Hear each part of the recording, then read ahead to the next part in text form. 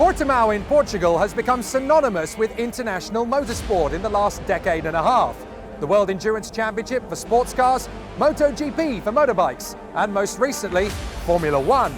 But while the circuit behind me has provided a lot of great motorsport in the last few years, it's the Cartodromo next door that will provide the intensity and the action this weekend. It's the start of the 2022 Champions of the Future season, promoted by RGMMC. There are two categories of karting that will be taking place this weekend. The OK Junior for drivers aged 11 to 14 and the OK Senior for those 14 years and over. And this is the pinnacle of direct drive racing on the planet. 2 weeks from now, the same drivers and teams will be preparing for the European Championship. So this is their last chance to iron out any of their kinks and worries ahead of the major international competition. And they'll be working with different tyre compounds and different tyre strategies, as well as the changeable weather conditions here at Portimao. It's going to keep the drivers guessing all weekend long, but one thing is for sure, you're going to have an amazing spectacle all weekend long. Portimao's track is very demanding, it's a very nice track.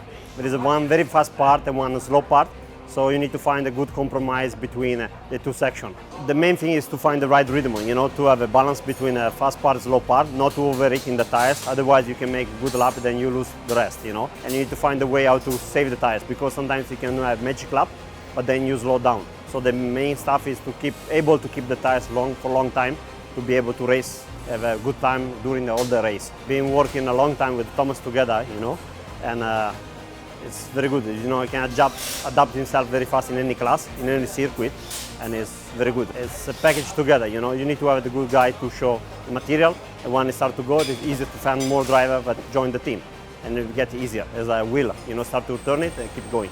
The last year the chassis has been performing very good. Normally we adjust the go-kart comparing to the tires we have every year, So we follow a bit the tires, and from there we can move, but little adjustment to make it better. Like this year looks performing very good. So winter job is done good way. What we've done the winter test, what we decide to go with this bodywork, it looks very good because the go-kart is not so sensible anymore when you run behind someone else, compared to last year where you feel different from somebody in the front, somebody in the back, running different position. This year looks less sensible, which is make it easier for the race. Very difficult to find exactly the number, but from last year to this year looks like 110 per lap, a little bit faster.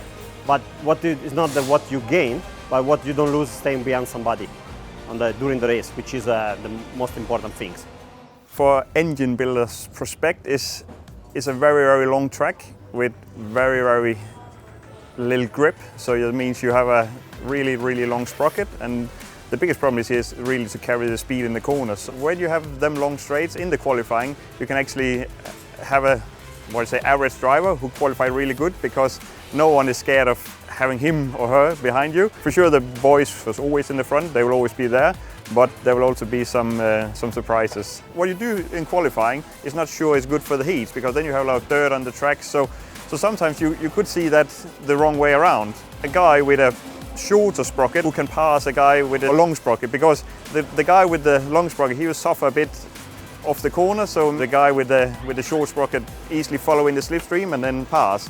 When you run through the data and look like, let's say, a driver who do all the laps alone, and if you then catch someone in the end of the session, the graph is it looks ridiculous everywhere. So you have to understand when you have the slipstream, because you can actually have it either going down the straight, but also when you come back up the hill, and there you can gain a lot.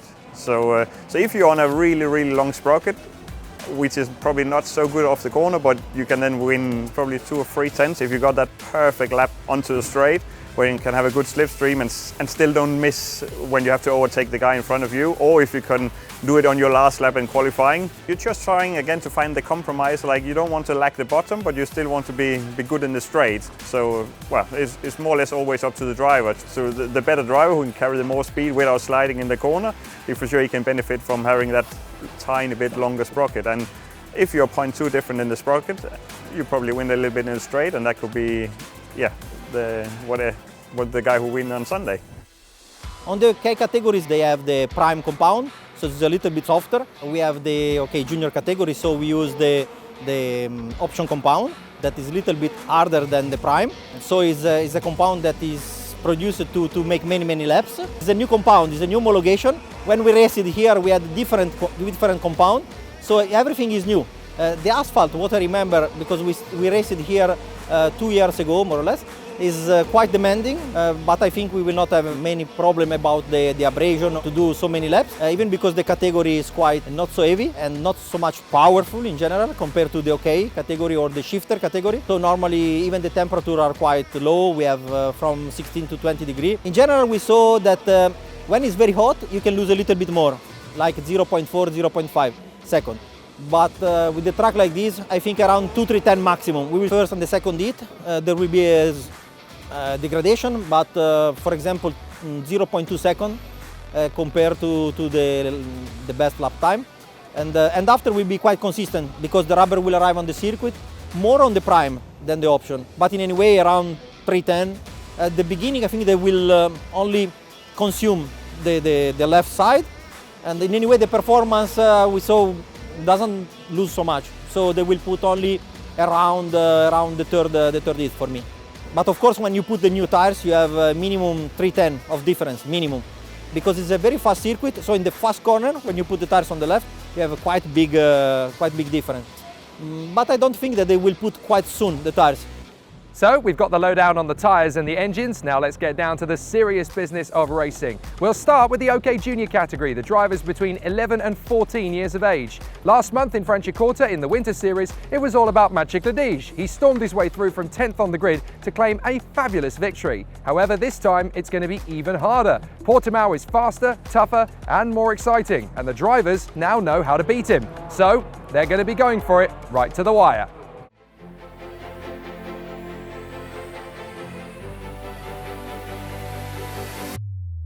All weekend long, the speed has been with the superstar from Ukraine. Alexander Bondarev for the Ricky Flynn Motorsport team lines up in pole position. The man alongside him, Nathan Ty Jr. from Great Britain for the Sodi Kart Factory team. On the second row, Kirill Dezitiev, the young man from Spain, and Kart Republic, Lucas Flusha. Andres Cardenas of Peru will line up in fifth position on the inside of the third row for the Energy Course Factory team, Tiziano Monza. Anything is possible with this young man. He could get it all done in just 17 laps. In seventh place, the man who took the Euro Series winter title, Maciej Ledige. On the outside line, Dmitry Matveev for the Koski Motorsport team has a great chance to fight his way forward. Let's race at Portimao. Oh, a big launch from Bondarev, who holds his line. Ty had to react to it, so Bondarev is going to have a race down to the first corner with Kirill Dezitiev. Dezitiev comes through, and there's a change for the lead already. And we've had several karts go off the road into the barriers. I'm afraid that is game over for Guillaume Bouzard and for Marcus Saiter as well. Here comes Bondarev on the inside into second place. Monza gets through as well. So Bondarev is second, and Monza up to third place ahead of Lucas Flusha. Now it's game on. Andres Cardenas now closing down on Tiziano Monza. Can he sweep through into third place? Yes, he does. The Peruvian into third position. Great run from Cardenas. Tiev has a big lunge on the inside from Maciej Ledige. He gets through on Monza. Monza tries to keep it on the inside. Strauben and Ty are both going to get them as Ledige goes off the road. Alexander Bondarev is all over the back of Kirill Dezitiev. He's going to launch for it on the inside. Alexander Bondarev retakes the lead. Dezitiev comes back in on him. And they battle for position. Bondarev straight back in. He's going to go again. He launches in. Dezitiev does not yield. And Bondarev has to concede. Second place. Now he's going to get some support from Andres Cardenas. The Ward Racing driver will be long gone. Nathan Ty into third position. Ty's going on the inside of Bondarev. Did he get through? Yes. Ty is through into second place. So Nathan Ty gets through. Bondarev is trying to hold on in front of Andres Cardenas. But can Nathan Ty now set off after Dezitiev? Here comes Cardenas, and he's into third. And it looks like Matveev is under pressure from Strauben and Kavalkin as well. Cardenas might need to try something here. Matveev is going to get there anyway. Matveev trips out wide, and Kavalkin comes through as well. So Matveev and Kavalkin have both managed to get past Cardenas. Thomas Strauben is the next one to try and go for the move. Oh, Kavalkin and Matveev! Goodness me, that got very close together. And now they're going to drift wide. Cardenas will get through. Strauben will get through. Oh, Strauben manages to get the place. So I'm afraid they just got a little bit too close to each other. But they can't stop the man up front, who once he got his moment has been able to control the pace throughout. And as he comes up the hill for the last time, Kirill Dizitiev is going to claim it all. A brilliant victory. Kirill Dizitiev wins in Portimao. Second for Nathan Tai, third for Alexander Bondarev. Started the race from P3, kept out of trouble in the opening stages, got himself to the front, and ever since then, he has just been ever so smooth throughout. So Kirill Dizitiev gets the OK Junior final victory that he so desperately wanted. Nathan Tai is second and Alexander Bondarev in a valiant third. Andres Cadenas from Dimitri Matveev, Thomas Strauven, Anatoly Kavalkin, Adam Hideg, René Lammers and Tiziano Monza round out the 10. In third position, representing Ricky Flynn Motorsport and Ukraine, Alexander Bondarev. In second position, representing Sony Kart and the United Kingdom, Nathan Tai. But now your race winner in the Champions of the Future opener at Portimao 2022, Kirill Dizitiev. You are absolutely ecstatic. The whole team was not expecting, I think, a clean sweep, but you did such a good job in the final. Just tell us how it all unfolded for you. Thank you. This year, the whole weekend I worked for the best result, and I showed that I can do that. So now that you've done this here, is this going to continue into the European Championship next time and obviously in Zuera in April? I feel confident before the European Championship because now I was the best. So can you do it all again 2 weeks from now then? Is that the case it's going to be? I think yes. Very good. Ladies and gentlemen, Kirill Dizitiev!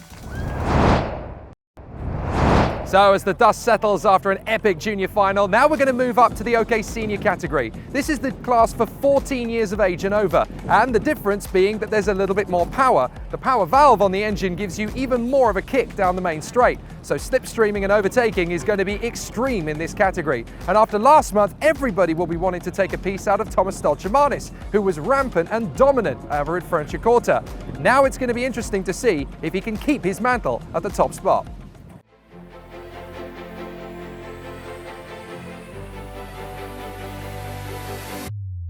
This man will start from pole position, Artem Sevrukin for the Ward Racing team. An impressive performance from him so far, consistency, speed and dexterity all the way throughout the weekend. Another man has given the quest all the way throughout, Matias Morgato of Brazil for the DPK Racing team aboard the Alonso kart.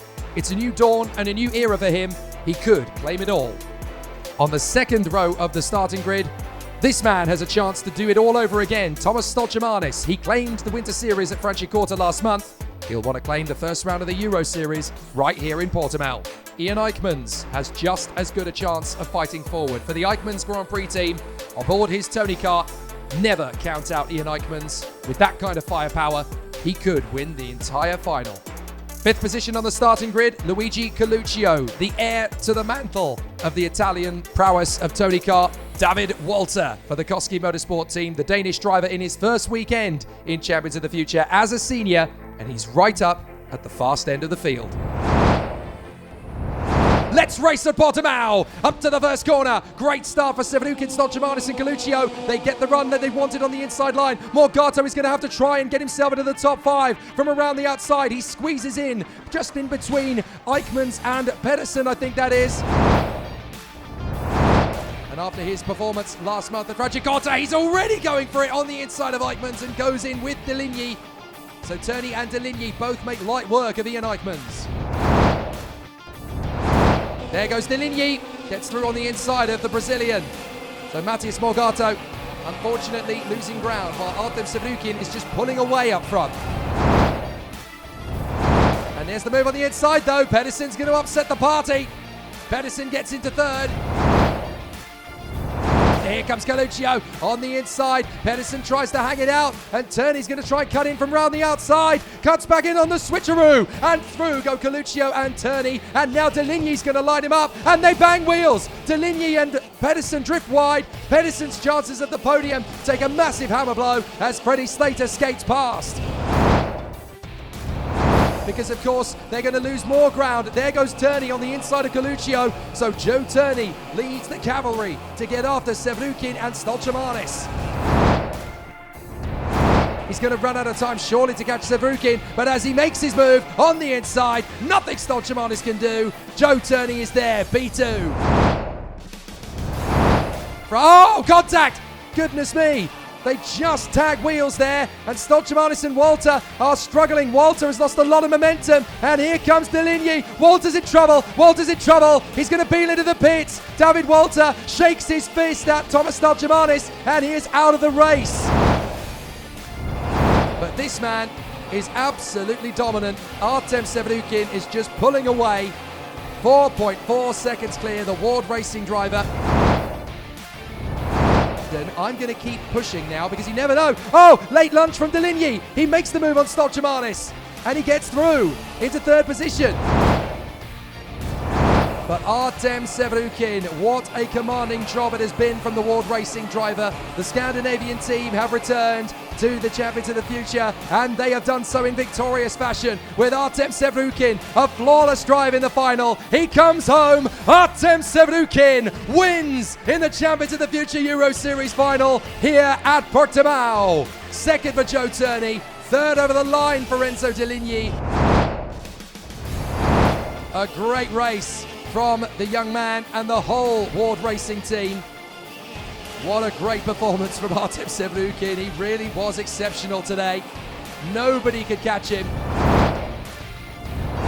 Artem Sevrukin takes the win from Joe Turney. Enzo Deligny third on the road. Thomas Stolchamanis, Luigi Coluccio, Freddie Slater in pursuit, with Oscar Pedersen, Juho Valtonen, Marlo Bollier and Tuukka Tarponen rounding out the top 10. In third position, representing France and Paralin Motorsport, Enzo Deligny. In second place, representing the United Kingdom and Tony Kart Racing, Joe Turney.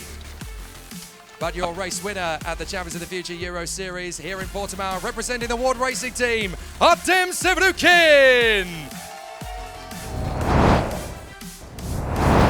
What a brilliant battle that was all the way through the weekend. You were fast from the beginning of time qualifying and managed to go through all the races very consistently. How has it been able to manage it? I just made a good qualifying, and then was stable in the heats, and then won the pre-final and the final. It seems that the team, you've managed to come up with a really good package. Can you sustain this as we go to Zuelda? Is this going to be the way all through the year? I think yes. And of course, in 2 weeks' time, we have the European Championships. You must be very confident for that now. Yes, I think so. Yes. Small on words, but big on for speed. Ladies and gentlemen, Artem Sevrukin. What a fantastic start to the Champions of the Future Euro Series 2022. Both categories have given us drama and excitement right to the last. And who knows, some of them might end up on the big circuit one day. But for now, they're going to return here in 2 weeks' time for the European Championships. However, the Champions of the Future Euro Series will return at Zuelda in Spain in April. Until then, bye for now.